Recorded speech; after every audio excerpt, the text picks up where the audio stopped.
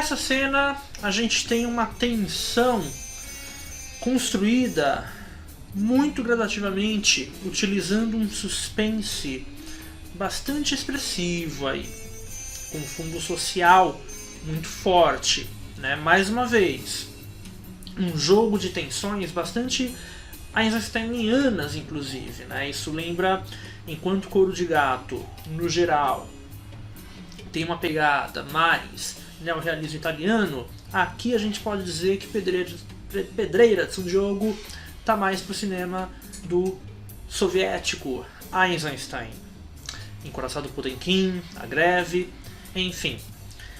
Essas oposições, né, construídas através da montagem principalmente, né, daí o caráter eisensteiniano, nessa cena final do episódio, tá? A montagem colocando muito o choque, o embate entre o alto e o baixo.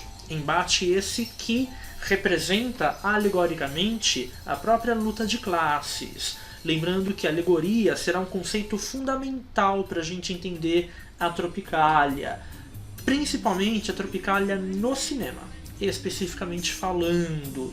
Glauber Rocha sempre trabalhou, né, com o recurso da alegoria, desde Barravento.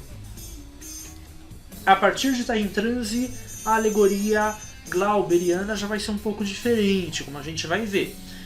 E outros filmes tropicalistas, principalmente Brasil Ano 2000, do Walter Lima Jr., que a gente vai analisar também a partir já da próxima aula, vão trabalhar muito em cima da alegoria, né, de metáforas encadeadas compondo um painel, né, simbólico, social. Muito bem. Então, essa tensão entre o alto e o baixo, representando alegoricamente a própria luta de classes e o processo revolucionário, né, o começo de um processo revolucionário, a resistência popular, é como o Encoraçado Potemkin do Eisenstein. Então o que a gente tem aí? A, né, dita pedreira de São Diogo, do Morro de São Diogo.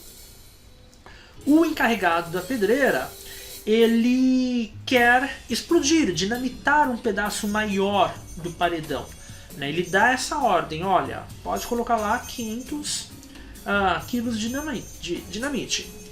Só que os trabalhadores, né, todos moradores do morro, do alto do morro, que está lá por trás do paredão, se eles explodirem aquele tanto, as casas vão desabar. Quer dizer, eles vão ter que sair dali, né? E aí o que eles fazem?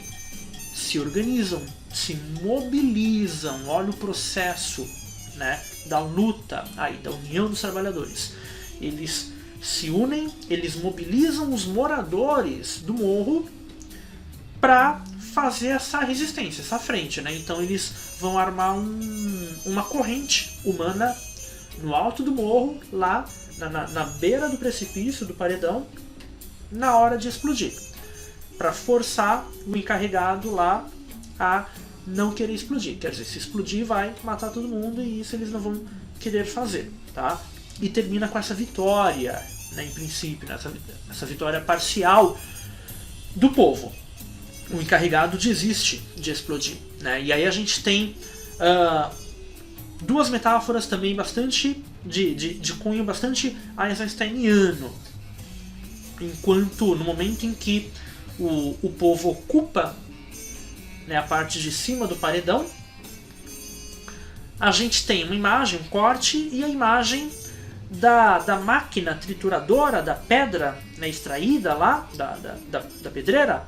A gente tem um pedaço, né, de pedra, e a máquina forçando e não conseguindo quebrar aquela pedra. Metáfora clara, né, metáfora evidente aí para a resistência do povo. Esse povo, pedra, né, inquebrável pela máquina. Porque a máquina do sistema capitalista opressor não vai conseguir quebrar aquele povo unido. E aí no finalzinho, quando o encarregado desiste mesmo de explodir e vai andando embora, a gente vê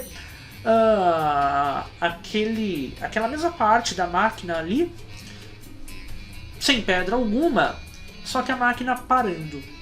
A máquina parou. Quer dizer, vitória dos trabalhadores. Conseguiram parar a máquina do capitalismo, tá? Então é isso, é uma cena muito expressiva, muito poética, né, nessas metáforas e nessas antíteses, né, nessas oposições entre o alto e o baixo, lembrando aí que os sinais estão invertidos, quer dizer, as classes mais baixas ocupando as posições geograficamente mais altas no cenário e as classes mais altas as posições mais baixas, mas há uma ideia de valor por trás aí, também valor metafórico.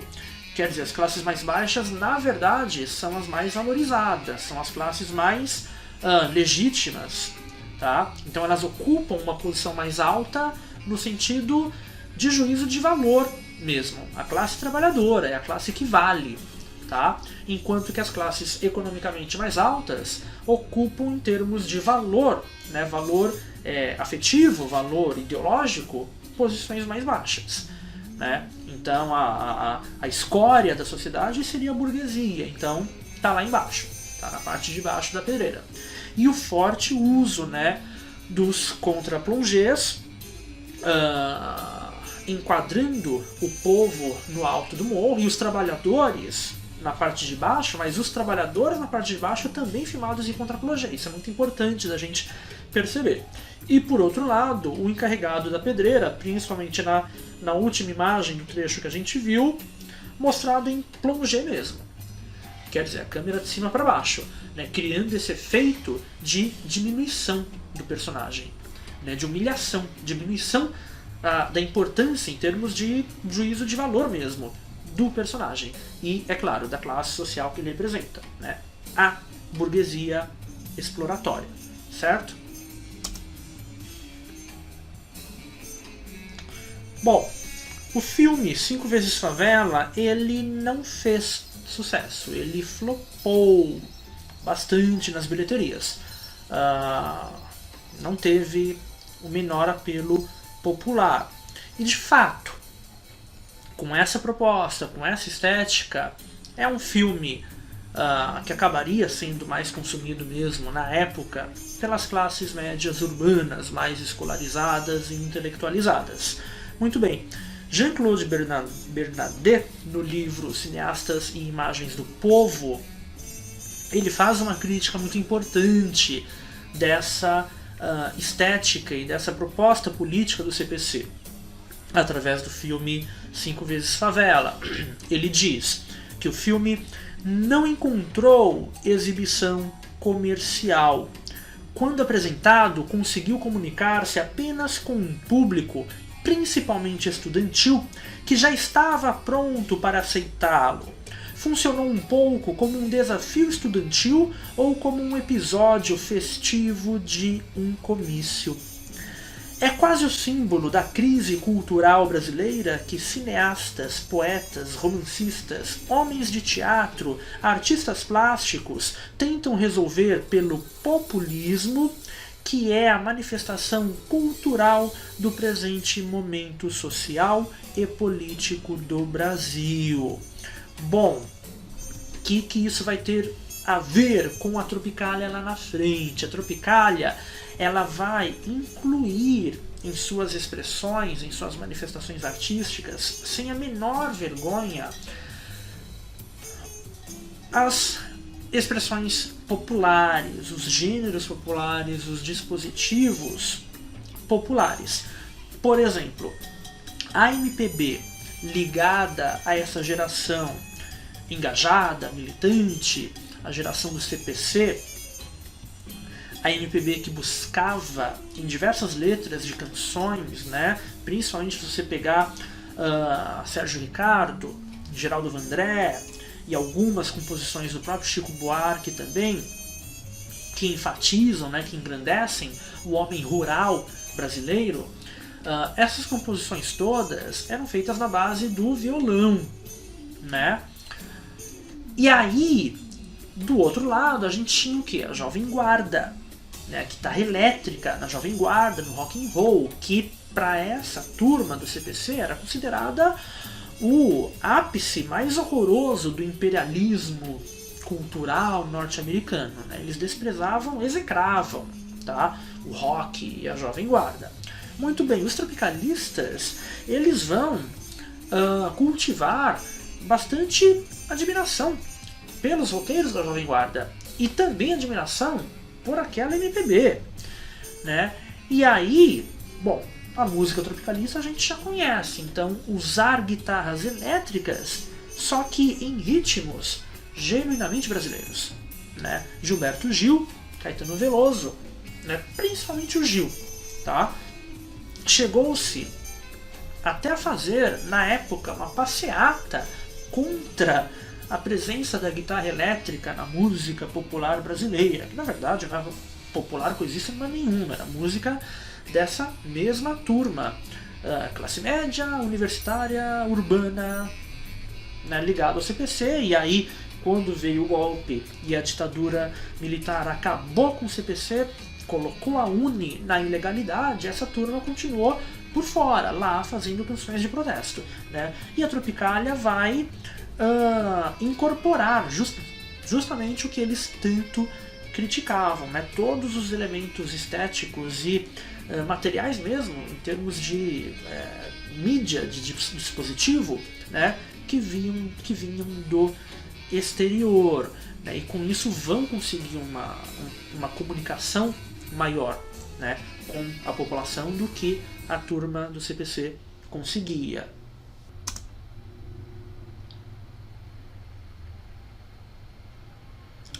Bom, e a obra-prima do cinema e da arte como um todo, podemos dizer, dessa geração romântica, revolucionária, pré-golpe militar, é Deus e o Diabo na Terra do Sol, do Glauber, tá?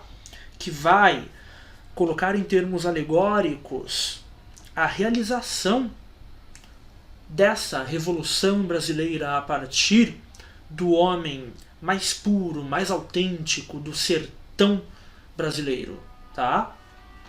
Muito bem. Ismael Xavier, né, ele coloca em palavras ótimas a proposta do Glauber antes de Terra em Transe. Terra em Transe vai mudar completamente, como eu já anunciei para vocês, e a gente vai entrar daqui a pouquinho. Ele diz: a vida social nos filmes do Glauber, tá? Incluindo aí o Deus e o Diabo, se põe como drama, enfrentamento de crises, rupturas, ascensões e quedas.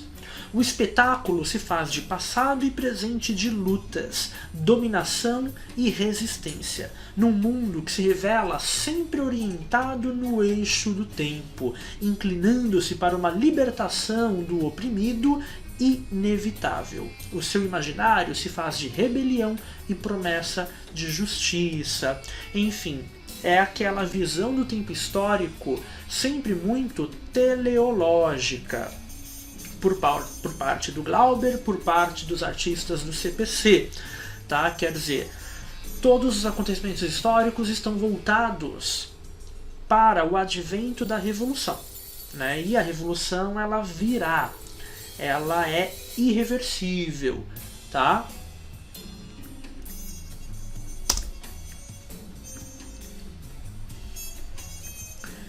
Este desejo de história e de percepção totalizante do momento exige uma figuração dramática à altura, e Glauber a procura através da cristalização do movimento do mundo em metáforas capazes de fornecer a imagem simultânea, global, unificadora da experiência. Quer dizer, o cinema do Glauber trabalha com uma concentração metafórica, uma condensação metafórica muito incrível, tá?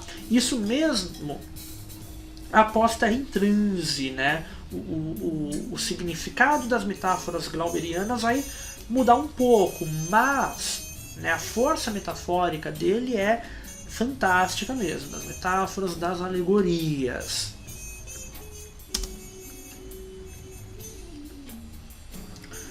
Bom, é até curioso como que o Glauber, isso a gente já viu em Barlavento, ele demonstra um posicionamento bastante contrário à religiosidade popular, né? Posicionamento esse que era comum naquela geração, né? Religião vista simplesmente como ópio do povo.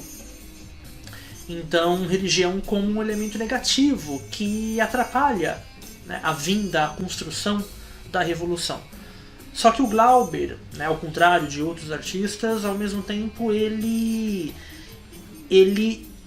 expressa, né, ele registra as manifestações de religiosidade popular com bastante ênfase, bastante encanto, um certo fascínio até, a gente poderia dizer, tá? E ele, mais do que isso, ele incorpora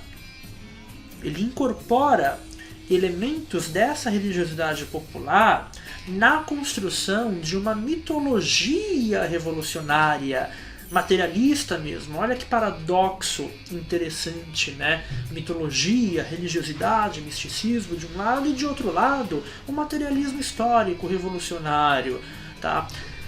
Gente, essas análises elas já foram feitas bastante por estudiosos, tá? E é muito interessante mesmo esse caráter aí. A gente vê em Deus e o Diabo na Terra do Sol, né? Todo esse discurso místico, hermético, né, por parte do Beato Sebastião, a ilha, o surgimento da ilha, né, a ilha como a utopia pós-revolucionária. Então, Deus separou o mar e a terra, mas separou errado. Depois, quer dizer, vai haver a separação, entre aspas, correta, né, a separação feita pela revolução. E aí, após a revolução, veremos a ilha, que seria a utopia dos trabalhadores, né? Bom, em Deus e o Diabo, na verdade, essa utopia não virá através da saída religiosa, nem mesmo através da revolta, né, do cangaço. A gente tem ali o protagonista que primeiro passa, né, pelo Beato Sebastião, depois, né, pelo Corisco, e o filme termina daquela maneira totalmente alegórica com ele correndo, né, rumo ao mar, através de um jogo de montagem ali, também muito alegórico, né? Deus e o Diabo é repleto de metáforas einsteinianas também nesse sentido, e termina com a imagem do mar, né, expressando a libertação do homem, do povo, né, de todas as amarras e a disponibilidade. No fundo é isso, a disponibilidade final para a revolução, para o que vier, tá? O problema é o que virá não será a revolução, será um golpe militar e uma ditadura resistente após esse golpe, né? E isso vai forçar uma mudança aí bastante drástica nas esperanças desses artistas, desses revolucionários, incluindo o próprio Glauber Rocha. E aí a gente chega em Terra em Transe, e com Terra em Transe a gente tem uma nova postura que será, né, a postura tomada pelos tropicalistas, pelos cineastas marginais, né, pelo teatro, o teatro oficina principalmente, ok? E é o que a gente vai ver agorinha.